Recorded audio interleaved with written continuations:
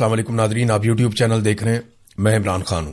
ناظرین، پریشانی بڑھتی جا رہی ہے۔ بلوچستان اور کشمیر کی جو اس وقت صورتحال ہے، انہیں اندازہ بھی نہیں ہے پاکستان کی اسٹیبلشمنٹ کو کہ یہ کس آگ کے ساتھ کھیل رہے ہیں۔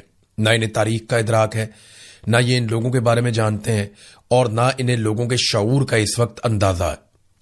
لوگ کسی اور طرح نکل گئے ہیں، وہ کچھ اور سوچ رہے ہیں، جبکہ یہ بہت پیچھے رہ گئے، 40 سال 50 سال پیچھے۔ نہ ان سے اب بیانیہ بن رہا ہے اور نہ چیزیں ان کے کنٹرول میں آ رہی ہیں۔ ایک بہت بڑا فیلئر ان کے سامنے آ کر کھڑا ہے، اور یہ کسی اور پر ملبہ بھی نہیں ڈال سکتے۔ یعنی ملبہ کس پہ ڈالیں گے؟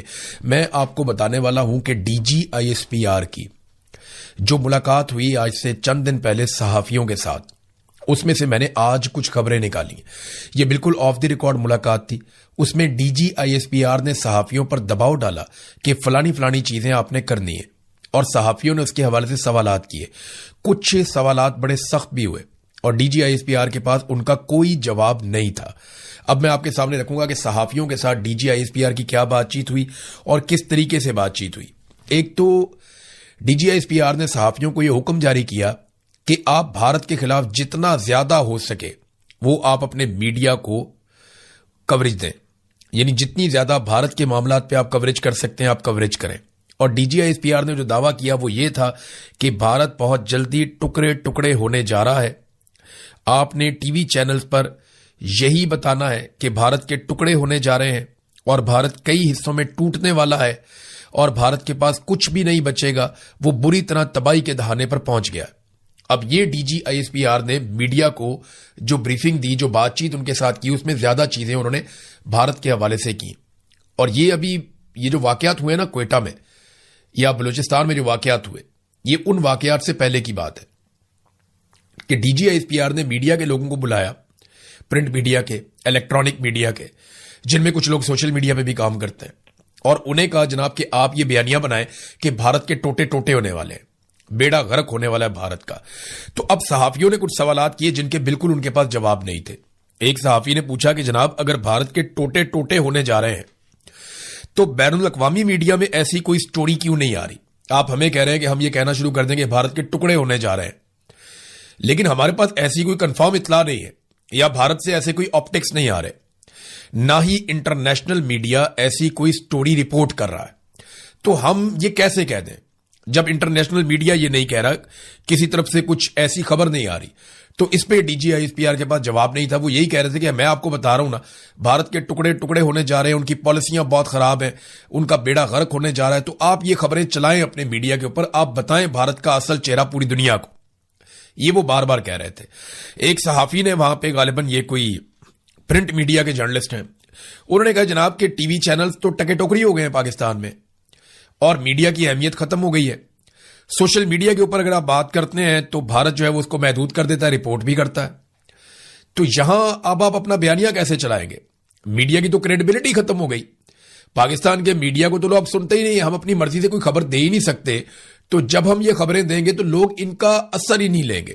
جب یہ کہا گیا تو D G I S P R نے کہا جی آپ کو صرف اپنی فکر رہتی ہے، آپ قربان کر دیں اپنے چینلز، اور آپ پاکستان کی خاطر اتنا نہیں کر سکتے، تو آپ کو بھارت کے خلاف بات کرنے میں کیا پرابلم ہے؟ تو وہ اور طرف لے گئے معاملے کو، جبکہ کہا یہ گیا تھا کہ آپ نے تو میڈیا کو تباہ و برباد کر دیا، میڈیا کی تو کریڈیبلٹی ختم ہو گئی، انٹرنیشنل میڈیا میں یہ خبر چل نہیں رہی کہ بھارت کے ٹکڑے ہونے جا رہے ہیں، تو آپ ہمیں یہ کہہ رہے ہیں کہ ہم یہ خبر چلا دیں کہ بھارت کے ٹکڑے ہونے جا رہے ہیں، حالانکہ ہماری تو کریڈیبلٹی پہلے ہی ختم ہے، ہم تو کسی اور بین الاقوامی میڈیا کو کوٹ بھی نہیں کر سکتے اس معاملے میں۔ پھر ایک سوال کیا گیا، لیکن D G I S P R نے پہلے اس سے ایک جو ہے وہ دعویٰ کیا، انہوں نے کہا جی سندھ طاس معاہدے پر ہم کوئی کمپرومائز نہیں کریں گے اور ٹھوک دیں گے، موقع آئے گا ہم ٹھوک دیں گے، ہم اپنا پانی بھارت کو نہیں دیں گے۔ اس پہ ایک صحافی نے پوچھا کہ جناب آپ بتائیں کہ آپ کریں گے کیا؟ بھارت نے آپ کا پانی روک لیا ہے، اس وقت روکا ہوا ہے، آپ بھاگ دوڑ کر رہے ہیں، تو آپ کریں گے کیا؟ کیا آپ بھارت پہ حملہ کریں گے پانی چھڑوانے کے لیے؟ تو D G I S P R نے اس کا کوئی جواب نہیں دیا، وہ اس کا کوئی تسلی بخش جواب نہیں دے پائے کہ بھارت پہ حملہ کریں گے یا پانی کو زبردستی چھڑوائیں گے یا نہیں چھڑوائیں گے۔ پھر ایک اور سوال کیا گیا کہ جناب آپ یہ کہتے ہیں کہ بھارت ٹکڑوں میں تقسیم ہونے جا رہا ہے، اگر ایک ملک ٹکڑوں میں تقسیم ہونے جا رہا ہے، وہ ٹوٹ رہا ہے، تو پھر آپ اس کے ساتھ اس وقت جو ٹریک 2 ڈپلومیسی ہے وہ کیوں کر رہے ہیں؟ یہ میں آپ کو بتا دیتا ہوں کہ پاکستان اس وقت بھارت کے ساتھ ڈپلومیسی کر رہا ہے. ٹریک 2 ڈپلومیسی کے راؤنڈز بھی ہو چکے ہیں 2-3, اور یہ بھارتی میڈیا میں رپورٹ بھی ہو رہا ہے, پاکستانی میڈیا میں بھی, اور مختلف جگہوں پہ انٹرنیشنلی یہ رپورٹ ہو رہا ہے, اور پاکستان نے اس کی کہیں پہ کوئی تردید نہیں کی. کسی جگہ پہ پاکستان کی سرکار سے جب سوال کیا گیا, بین الاقوامی میڈیا نے کیا کہ جناب ٹریک 2 ڈپلومیسی چل رہی ہے, تو پاکستان نے اس کی تردید نہیں کی. جو خبریں بین الاقوامی میڈیا میں آئیں ان میں بھی پاکستان کی حکومت نے اس بات کی تردید نہیں کی کہ بیک ڈور چینل سے پاکستان کے بھارت کے ساتھ اس وقت رابطے جاری ہیں اور ڈپلومیسی کی جا رہی ہے کہ پانی ہمارا چھوڑ دیں. میں اس کے حق میں ہونا چاہیے رابطہ, پانی اپنا چھڑوانا چاہیے, لیکن اگر ایک ملک کے ٹکڑے ہونے جا رہے ہیں اور بہت جلدی وہ ملک ٹوٹنے جا رہا ہے, تو ایسے ملک جس کے ٹکڑے ہونے جا رہے ہیں اس سے پھر آپ کو رابطہ کرنے کا فائدہ کیا؟ آپ اس کے ساتھ ٹریک 2 ڈپلومیسی کیوں کرتے ہیں؟ تو D G I S P R کے پاس اس سوال کا بھی کوئی جواب نہیں تھا. پھر ایک اور سوال پوچھا گیا, جناب اگر تو بھارت کے ٹکڑے ہونے جا رہے ہیں تو وہ دنیا بھر کے ممالک کے ساتھ اتنے بڑے بڑے معاہدے کر رہا ہے, جاپان کے ساتھ, امریکہ کے ساتھ اور یورپ کے ساتھ. ابھی یورپی یونین کے پاس گیا, وہاں پہ بہت بڑا معاہدہ کر کے آیا, جرمنی کے ساتھ انہوں نے کیا. تو بھارت دنیا بھر کے ساتھ بڑے بڑے معاہدے کر رہا ہے اور بین الاقوامی تمام کانفرنسز کے اندر وہ شامل ہو رہا ہے. آپ کہہ رہے ہیں اس کے ٹکڑے ہونے جا رہے ہیں, تو ان ممالک کو نہیں پتا اس کے بارے میں. اس کا بھی D G I S P R کوئی تسلی بخش جواب نہیں دے پائے, لیکن وہ بضد تھے کہ بس آپ بھارت کے اوپر چڑھائی کر دیں سارے مل کر, اور پاکستانی میڈیا جو ہے وہ بھارت کے خلاف خبریں چلائے جن کا سر پاؤں بھی نہیں ہے. اسی طرح میڈیا کی کریڈیبلٹی ختم ہو جاتی ہے. آپ نے بھارت کے میڈیا کو دیکھا, وہ کیسی کیسی خبریں چلا دیتا. انہوں نے تو کراچی فتح کر لیا تھا, وہ تو پتہ نہیں کیا کچھ کر گئے تھے جنگ کے دنوں میں, تو ان کی کریڈیبلٹی کتنی فارغ ہوئی. بھارت کے اندر ان کا میڈیا مذاق بن کر رہ گیا. ان کے اپنے سوشل میڈیا پہ لوگوں نے جوکس بنا دیے, میمز بنا دیے. پاکستان کے اندر بھی کوئی ایسے نمونے تھے, لیکن شکر ہے وہ کم تھے. بھارت میں تو بہت زیادہ تھے. تو پھر ایک اور سوال کیا گیا, کیونکہ یہاں پہ نا D G I S P R نے کہا جو کچھ کشمیر میں ہو رہا ہے, یہ میں آزاد کشمیر کی بات کر رہا ہوں, مقبوضہ کشمیر کی نہیں کر رہا. D G I S P R نے کہا کہ جو کچھ کشمیر میں ہو رہا ہے اور جو کچھ بلوچستان میں ہو رہا ہے, اس کے پیچھے بھی بھارت ہے اور ہمیں یہ پتا ہے. تو اس پہ صحافیوں نے یہ سوال کیا کہ اگر یہ بھارت کروا رہا ہے تو پھر آپ نے جوائنٹ عوامی ایکشن کمیٹی کے لوگوں سے معاہدے کیوں کیے؟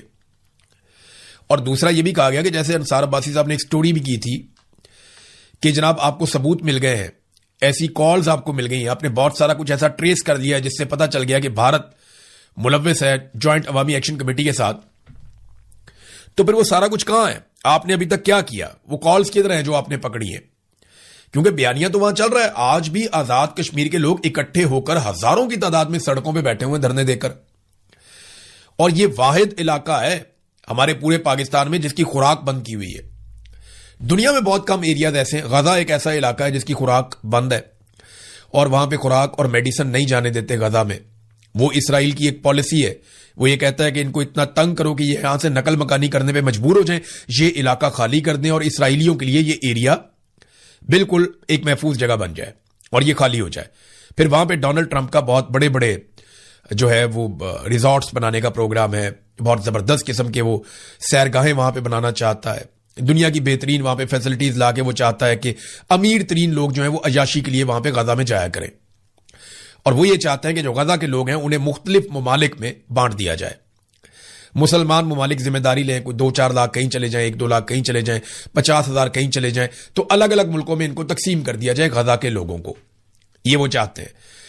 تو اس کے لیے وہ وہاں پہ دوائیوں کو بھی روکتے ہیں اور خوراک کو بھی روکتے ہیں. اب کشمیر کے اندر بھی جو سڑکیں کشمیر میں جا رہی ہیں ان پہ اگر آپ ٹریول کریں اس وقت, بہت سارے مسافر جو وہاں سے جاتے ہیں انہوں نے ویڈیوز بنا کر ہمیں بھیجی. کچھ ویڈیوز کو میں نے پبلک بھی کیا, سوشل میڈیا پہ بھی, اپنے پلیٹ فارم پہ بھی میں نے آپ کو دکھایا کہ وہ ٹرکوں کو روک دیا جاتا ہے جو خوراک لے کر جا رہے ہیں, جو گندم لے کر جا رہے ہیں, جو فلور ملوں کے اندر جا رہے ہیں کہ جناب یہاں پہ اب آٹا پیسیں گے, لوگوں کو ملے گا. تو لوگوں کے لیے بڑے پرابلمز ہیں. بچے اسکول نہیں جا رہے, کام دھندا سارا بند ہے وہاں پہ, سڑکیں بند ہے وہاں پہ, لوگ بار بار احتجاج کرنے کے لیے نکلتے ہیں, اور کئی جگہ پہ جو امیدوار ووٹ مانگنے آئے ان کو پھینٹی لگائی ہے عوام نے. ابھی میں ایک ویژول دیکھ رہا تھا, اس میں پیپلز پارٹی کا ایک کینڈیڈیٹ ووٹ مانگنے کے لیے آیا, خواتین نے اور بچوں نے مار مار کے بگایا. تو خواتین آگے سے پتھر مار رہی ہیں, بچے آگے سے ڈنڈے مار رہے ہیں کہ بھاگ جاؤ یہاں سے, خبردار یہاں پہ آئے ووٹ مانگنے کے لیے, ہماری لاشوں کے اوپر تم ووٹ مانگنے کے لیے آ گئے ہو. تو کشمیریوں کے ساتھ جو کچھ بھی ہوا نا, وہ ایک ویڈیو ہے 35 منٹ کی راولا کوٹ کی, وہ سارے ویجول اکٹھے کر کے انہوں نے جوڑ دیے ہیں. وہ 35 منٹ کی آپ ویڈیو دیکھ لیں نا, آج میں نے اس کے کچھ مناظر دیکھے ہیں تو آپ کا دل دہل جائے گا. جس طریقے سے راولا کوٹ کے اندر لوگوں کو مارا گیا نا, ایسا تو دشمن ملک کے اندر نہیں کیا جاتا. سیکورٹی فورسز نے نہ مسجد کا لحاظ کیا, نہ اسپتال کا لحاظ کیا, نہ کسی اور جگہ کا لحاظ کیا. ہر جگہ پہ شہریوں کو نشانہ بنایا, بہت مارا لوگوں کو, بے شمار لوگ زخمی بھی ہوئے. ہسپتالوں کے اندر زخمیوں کو بھی مارا گیا, آ کے ڈنڈوں کے ساتھ مارا گیا. تو بہت عجیب و غریب مناظر ہیں جو میں نے دیکھے ہیں. میں نے بھی وہ پوری ویڈیو نہیں دیکھی, میری ہمت نہیں پڑ رہی تھی کہ اس طرح سے ہو سکتا ہے کہ اپنے ہی لوگوں کو ایسے مارا جائے, ایسی ان کے ساتھ زیادتی کی جائے. بہرحال D G I S P R نے یہ ساری چیزیں ڈیمانڈ کی, اور جب سوالات ان سے کیے گئے تو ان سوالات کے ان کے پاس کوئی تسلی بخش جوابات نہیں تھے. بلوچستان سے ناظرین, کیونکہ دھرنا بھی وہاں پہ جاری ہے, دعویٰ یہ کیا جا رہا تھا کہ دھرنا ختم ہو گیا, رستے کھل گئے ہیں, لیکن اس کے باوجود جو رپورٹس آ رہی ہیں دھرنا جاری ہے. وہاں پہ لوگ احتجاج کر رہے ہیں. احتجاج کس لیے کر رہے ہیں؟ وہ یہ کہتے ہیں کہ ہمیں دشمن نے نہیں مارا, ہمیں اپنوں نے مروایا ہے. وہ یہ کہتے ہیں کہ ہمیں پلاننگ کے تحت مروایا گیا تاکہ جو مقامی افراد ہیں وہ جرگے بلائیں, وہ بہت بڑے بڑے اپنے قبائلی فورسز تیار کریں, اور وہ ہتھیار بند ہو کر بندوقیں اٹھا کر ٹی ٹی پی کے ساتھ اور ریاست جس کی طرف اشارہ کرے وہ اس کے ساتھ لڑ پڑے. تو اس لیے یہ سارا ایک معاملہ ہونے دیا گیا. اب وہ اس بات کے اوپر پوری طرح سے کنونسڈ ہیں. وہ یہ کہتے ہیں بلوچستان کے لوگ کہ یہ جو ہمارے بچے یا ہمارے جو نوجوان شہید ہوئے ہیں, یہ دشمن نے شہید نہیں کیے, یہ ہمارے اپنوں نے شہید کروائے ہیں. انہیں ایسا کیا گیا کہ باندھ کے حوالے کر دیا گیا کہ مار دو. 5 گھنٹے تک وہ مدد مانگتے رہے, اور 15 منٹ کی دوری کے اوپر مدد تھی. مدد ان کو 5 گھنٹے تک نہیں ملی, اور ان کو نظر آ رہا تھا کہ وہ اب شہید ہو جائیں گے. اور ان کے لوائقین نے انٹرویوز دیے ہیں, وہ بتاتے ہیں جناب وہ ہمارے ساتھ رابطے میں تھے. تو بلوچستان کے معاملے میں نا اس وقت بہت حساس ہو گئی ہے پاکستان کی ملٹری اسٹیبلشمنٹ. میں کیونکہ میڈیا سے میرا تعلق ہے تو بے شمار میڈیا کے دوست روزانہ ہی رابطے میں رہتے ہیں. یعنی میری 5-7 میڈیا والے پاکستان میں الگ الگ ہیں جن سے روزانہ بات ہوتی ہے. کبھی کسی سے ہوتی ہے, کبھی کسی سے ہوتی ہے, کبھی کسی سے ہوتی ہے. ساری زندگی اس کو میں نے دے دی. 20 سال ہو گئے میڈیا کی انڈسٹری میں مجھے, تو سب سے زیادہ میرے تعلقات اسی انڈسٹری میں ہیں. روزانہ کبھی کسی پروڈیوسر سے بات ہوتی ہے, کبھی ڈیسک پہ بیٹھے ہوئے کسی بندے سے بات ہوتی ہے, کبھی کسی رائٹر سے بات ہوتی ہے, کبھی کسی اینکر سے بات ہوتی ہے, کبھی کسی رپورٹر سے بات ہوتی ہے, ایڈیٹر سے بات ہوتی ہے. تو ہوتی رہتی ہے. ایک بڑی کلیئر انسٹرکشن آئی ہے, جیسے کشمیر کے معاملے میں آئی تھی, بلوچستان کے معاملے میں کہ آپ نے بلوچستان کو ہم سے پوچھے بغیر رپورٹ نہیں کرنا, اس کے اوپر آپ نے کوئی بات نہیں کرنی. اور سوشل میڈیا کے اوپر بھی بہت سخت نگرانی رکھی جا رہی ہے کہ بلوچستان کے لیے کوئی آواز نہ اٹھائے. تو میری آپ سب سے گزارش ہے کہ اگر آپ اتنا بھی لکھ دیں سوشل میڈیا پہ, آپ کے پاس جو بھی پلیٹ فارم ہے, آپ اگر یہ واٹس ایپ استعمال کرتے ہیں تو اپنی فیملی کو بتائیں آپ کہ بلوچستان میں کیا ہو رہا ہے. اگر آپ ٹویٹر استعمال کرتے ہیں تو وہاں پہ آپ لکھیں کہ بلوچستان کو جینے دو, ایک ٹرینڈ چل رہا ہے, بلوچستان کو جینے دو, یہ ٹرینڈ چل رہا ہے.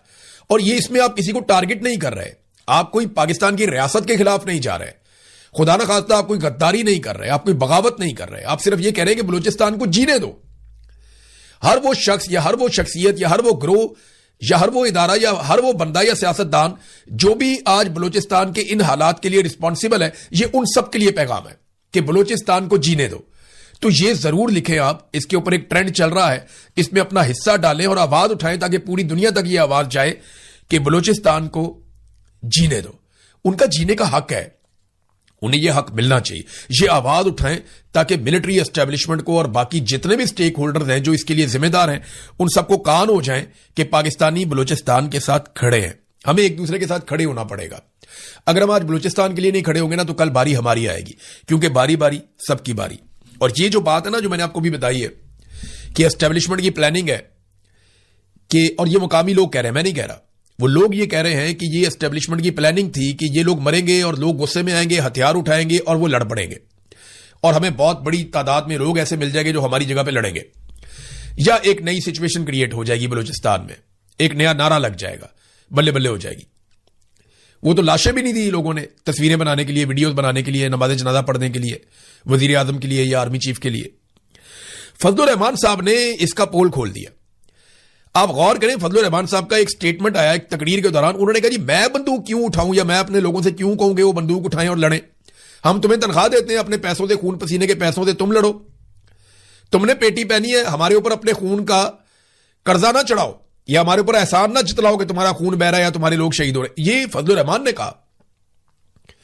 اس کا مطلب ہے کہ فضل الرحمان صاحب سے بھی یہ ڈیمانڈ کی گئی کہ لوگوں کو تیار کریں ذہنی طور پہ تاکہ وہ ہتھیار اٹھائیں اور ہمارے لیے کام کریں یا ہمارے لیے لڑیں, جیسا ماضی میں کیا گیا.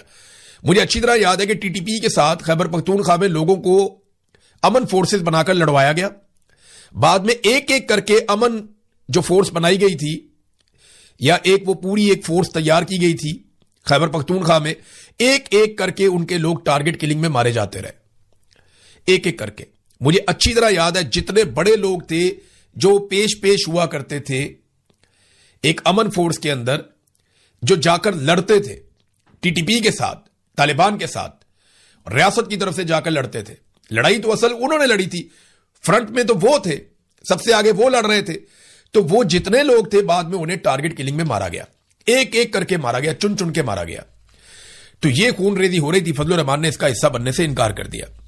دیکھیں پچھلے 72 گھنٹوں میں جو ویڈیوز ریلیز ہوئی ہیں نا ٹی ٹی پی کی جانب سے یا بی ایل اے کی جانب سے, بلوچستان لبریشن آرمی ہے اور ایک ٹی ٹی پی ہے, ان کی جانب سے جو ویڈیوز جاری کی گئی ہیں وہ یہ بتا رہی ہیں کہ مستقبل کوئی اچھا نہیں ہے اور دہشت گردی بہت زیادہ بڑھتی چلی جائے گی.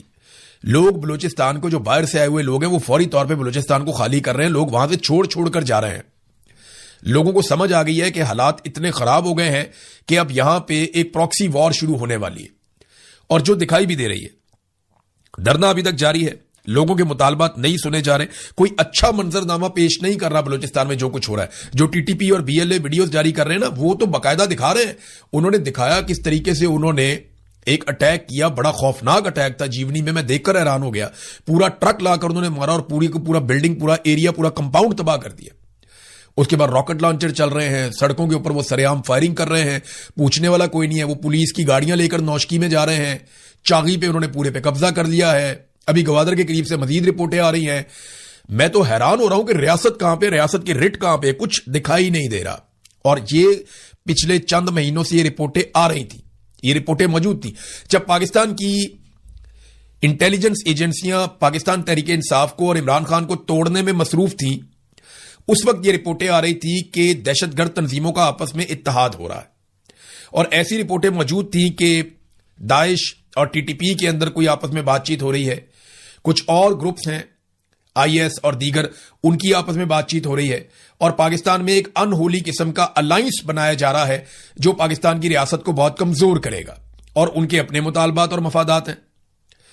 لیکن کیونکہ ریاست اور ریاستی ایجنسیاں جو ہمارے پیسوں سے تنخواہ لیتی ہیں, وہ سارے اس وقت عمران خان کو توڑنے میں لگے ہوئے تھے کہ 26ویں ترمیم کیسے کروانی ہے, 27ویں ترمیم کیسے کروانی ہے, عاصم منیر صاحب کو 5 سال مزید نوکری پہ کیسے رکھنا ہے, انہیں تا حیات استثناء کیسے دلوانا ہے, اور کس طریقے سے آئینی عدالتیں بنا کر اپنے لیے رستہ نکالنا ہے. وہ سارے اس چکر میں لگے ہوئے تھے. ابھی لگ بھگ درجنوں ججز مزید لائے جا رہے ہیں, اور ان ججز کو لانے میں میرٹ کی دھجیاں اڑائی جائیں گی. وہ ایک جج کے بارے میں ابھی ہمارے ایک جرنلسٹ ہیں, وہ رپورٹ بھی کر رہے تھے, اسد ملک صاحب. وہ 2 مرتبہ اس نے امتحان دیا, وکیل نے, سول جج کے لیے, دونوں دفعہ فیل ہو گیا. ایک دفعہ اس نے پروسیکیوٹر بننے کے لیے امتحان دیا, پھر فیل ہو گیا. اب اس کا نام ڈالا ہوا ہائی کورٹ کا جج بنانے کے لیے. تو یہ ایسے بندوں کو لے کر آئیں گے جن کے ذریعے سے یہ اپنے کام نکلوائیں گے. جتنے نالائق جج پہلے لائے گئے ہیں, اگر مزید ایسے ہی جج لائے جائیں گے تو پاکستان اس کی قیمت چکائے گا. اسٹیبلشمنٹ کے تو چھوٹے موٹے کام ہیں, وہ تو نکلواتے رہیں گے ان ججوں سے, لیکن آپ یہ دیکھیے گا کہ کمپرومائز ججز جب آئیں گے تو اس کا پاکستان کو اور پاکستان کے نظام انصاف کو کتنا بڑا نقصان ہوگا, آپ سوچ بھی نہیں سکتے. اب ناظرین آ جائیں, ایک اور چیز جو علیمہ خان صاحبہ کے بارے میں ہے, اس پہ ہم ضرور بات کریں گے. علیمہ خانم نے نکلنے کا فیصلہ کیا, ایک نئی تحریک جنم لے رہی ہے پاکستان تحریک انصاف کے اندر, اور ایک انرجی آ رہی ہے کہ ٹھیک ہے, کم سے کم ایک ایسی شخصیت ہے جس کے بارے میں ہمیں یہ پتا ہے سب کو کہ یہ عمران خان کو دھوکہ نہیں دے گی, اس کی پیٹھ میں چھرا نہیں گھونپے گی, اور اس کے اپنے کوئی سیاسی مفادات بھی نہیں ہے. نہ اس نے منسٹر بننا ہے, نہ اس نے وزیر اعظم بننا ہے, نہ اس نے وزیر اعلیٰ بننا ہے, اس کا کوئی تعلق ہی نہیں ہے اس کے ساتھ. وہ اپنے بھائی کے لیے پہلے بھی آئی تھی, وہ اپنے بھائی کے لیے پھر آ گئی. مشرف کے دور میں جب عمران خان صاحب کے ساتھ زیادتی کی گئی تھی, تب بھی عمران خان صاحب کی بہنیں نکلی تھی, انہیں گرفتار بھی کیا گیا تھا. تو یہ وہ بہنوں کے طور پہ سامنے آئی ہیں. ماضی میں بھی آتی رہی ہیں بہنیں, بیویاں, رشتہ دار, بیٹیاں, یہ نکل کر احتجاج کرتے رہے, اور اب وہ دوبارہ سے اس تحریک کو چلا رہی ہیں اور لوگ ان کو بہت اچھا رسپونڈ کر رہے ہیں. جن لوگوں نے تھوڑی بہت تنقید کی ان لوگوں کو صفائیاں دینی پڑ گئی کیونکہ دھوکر رکھ دیا پاکستان تحریک انصاف کے سوشل میڈیا نے یا اوور آل سوشل میڈیا نے اس کے اوپر بہت زبردست اور خوفناک ریئیکشن بھی دیا. اب علیمہ خانم کو اگر نہ روک پائی اسٹیبلشمنٹ تو یہ ایک تحریک بہت بڑی بن جائے گی اور اسٹیبلشمنٹ پہ دباؤ بنے گا. فیلئر تو ان کا بہت بڑا ہو گیا. انہیں سمجھ نہیں آ رہی کہ یہ مدعا کس کے اوپر ڈالیں کیونکہ 2.25 سال سے پاکستان تحریک انصاف نے کوئی بڑا احتجاج نہیں کیا. وہ نکلے نہیں احتجاج کرنے کے لیے تو فری ہینڈ ہے حکومت کو.